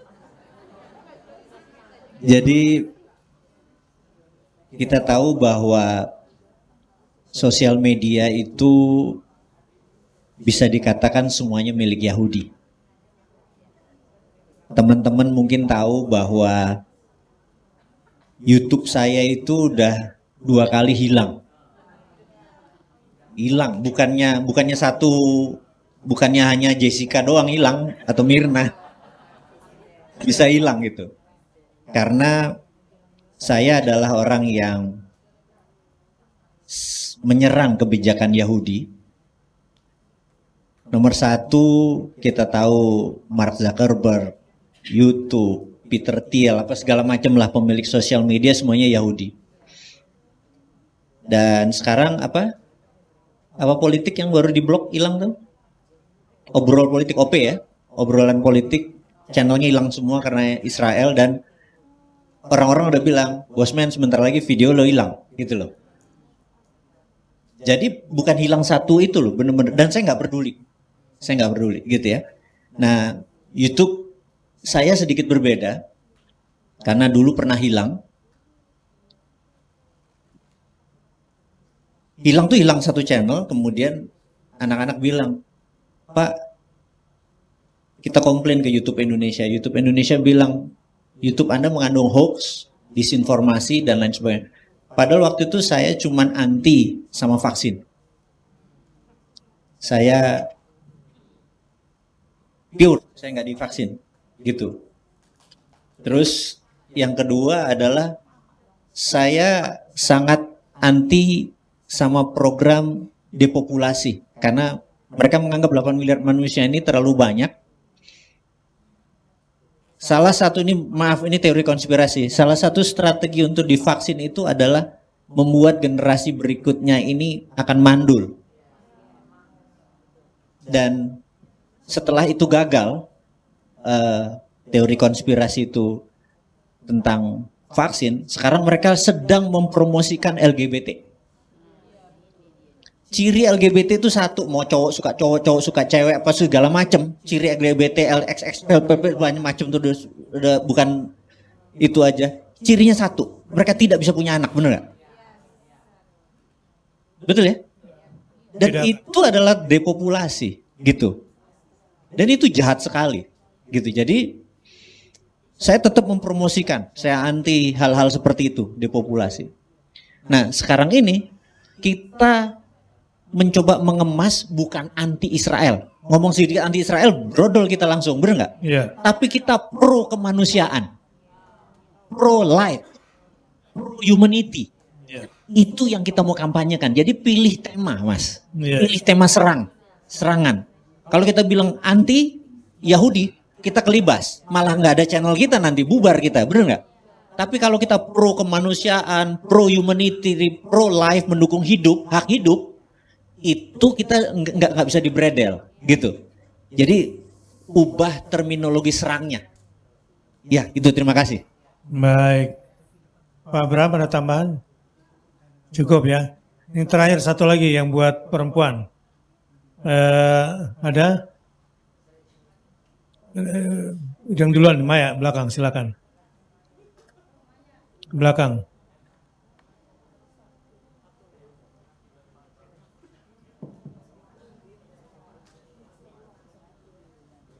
Bismillahirrahmanirrahim. Assalamualaikum warahmatullahi wabarakatuh. Waalaikumsalam warahmatullahi wabarakatuh. Mumpung ada Pak Mardigu, Ustadz. Iya. Tadi kan kita memang harus membantu dari NGO-NGO mungkin mengumpulkan, terus kita nanti akan membantu dengan bantuan pemerintah. Iya. Tapi saat ini kita juga sudah tahu bahwa Mesir itu juga sudah mengirimkan hampir mengirimkan bantuan sudah ini, tapi kan oleh pihak Israel sudah diancam ya, tanda kutip diancam gitu. Iya, ya, Dan- Mesir itu ya. Ya, Mesir itu terus karena di Rafah juga sudah ada sebagian yang dibom juga kan, Ustaz. Nah itu Iya. mungkin dari ilmu intelijennya bagaimana, Ustaz? Atau Iya, bayangkan Ya. kalau Mesir tetangganya saja mau bantu dilarang ya. Gitu, iya, Apalagi dunia internasional yang mau masuk lewat Mesir gitu ya. iya, benar. Nah, Dari ini politik internasionalnya nih. Iya. Pemerintah kita mau bagaimana nanti Iya. cara pendekatannya gitu, Ustaz, supaya kita bisa masuk gitu. Ya, terima kasih, Ustaz. Assalamualaikum warahmatullahi wabarakatuh. Waalaikumsalam warahmatullahi wabarakatuh. Kelemahan kita saat ini memang di daya tawar. Bargaining kita lemah sekali. Kita daya tekan tidak ada, daya tawar tidak ada. Ya salah satunya mungkin karena ya kita begitu pakai utang kan, bener nggak? Kita kalau yang lu macam-macam gue tarik kan gemeter juga kita gitu ya. Ya udahlah, nanti yang berikutnya mudah-mudahan tidak bertambah lagi utangnya supaya kita punya daya tekan gitu ya. Nah, ada satu hal yang masih bisa kita lakukan, bahwa saat ini kita harus bergabung dengan negara-negara, kita harus mengadakan diplomatik. Ini sekali lagi ini atas nama negara, kita ngingetin negara aja deh. Wahai ibu, siapa yang tukang bandok tuh? Menteri Bu Retno. lu? Bu Retno. Bu Retno. Gue ingat bandoknya dong.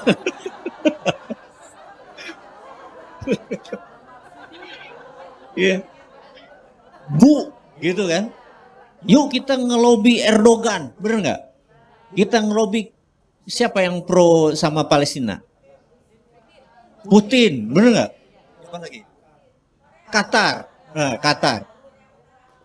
Ya, Kim Jong Un, gitu kan? Kita gabung dan membuat resolusi, gitu.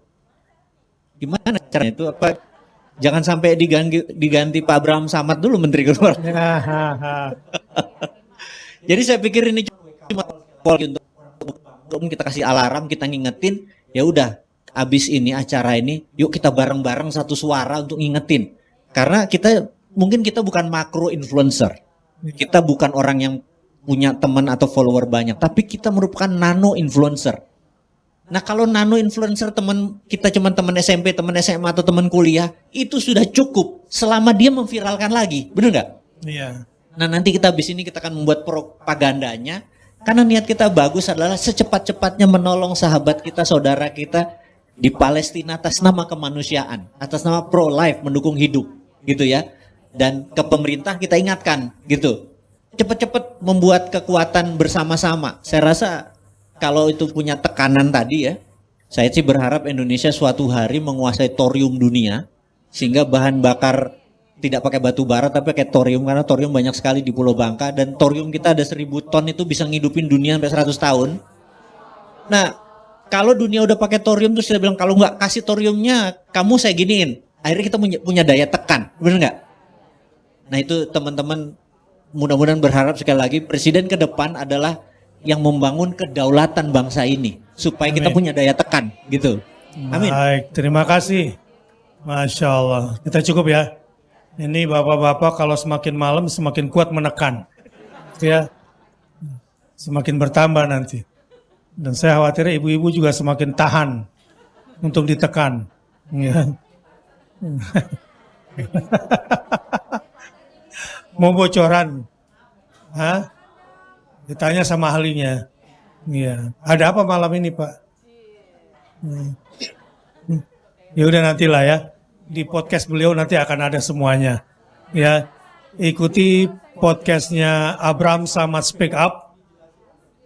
Mau jelasin apa? Senggol. Tentang KPK. Tentang KPK. Walaupun ini sudah keluar konteksnya Pak. Sudah keluar ya. Pengetahuan aja. Itu saya Jadi- bilang, Pak. Jadi semakin malam semakin suka, Pak. Apa yang terjadi di KPK kali ini adalah sesuatu yang sudah sangat memprihatinkan ya. Nggak bisa diterima lagi akal sehat. Kenapa saya katakan tidak bisa lagi diterima akal sehat? Kalau seorang penegak hukum, seorang pengadil sudah melakukan pelanggaran hukum, maka hancurlah hukum di negeri ini. Ya. Ya. Orang nggak bisa lagi menemukan keadilan. Itulah yang terjadi. Kenapa KPK dulu didirikan, Ustadz? Ya. Karena dia itu harus menjadi role model. Role model bagi lembaga-lembaga negara yang ada. Yang lain ya. Karena dia jadi role model, maka dia harus memberi contoh, keteladanan. Ya. Oleh karena itu, karena dia contoh, dia teladan, maka dia harus punya standar moral di atas rata-rata. Ya. Kan gitu ya, dia nggak boleh biasa-biasa. Oleh karena itu, seorang pimpinan KPK, karena dia role model, maka dia mempunyai standar moral paling tidak di atas rata-rata aparatur negara yang lain. Ya. Ya, karena dia akan memberi contoh. Tapi ketika yang harus diteladani ini memberikan contoh, kebalikannya, maka itu akan hancur. Itulah yang terjadi di KPK sekarang ya. Ya. Karena itu terjadi begitu. Saya ingin memberi contoh sedikit, Ustadz. Betapa KPK itu menjaga yang namanya integritas. Jadi integritas itu ada dua. Integritas individu sama integritas organisasi, kelembagaan. Kelembagaan itu menjaga integritas KPK sebagai lembaga penegak hukum.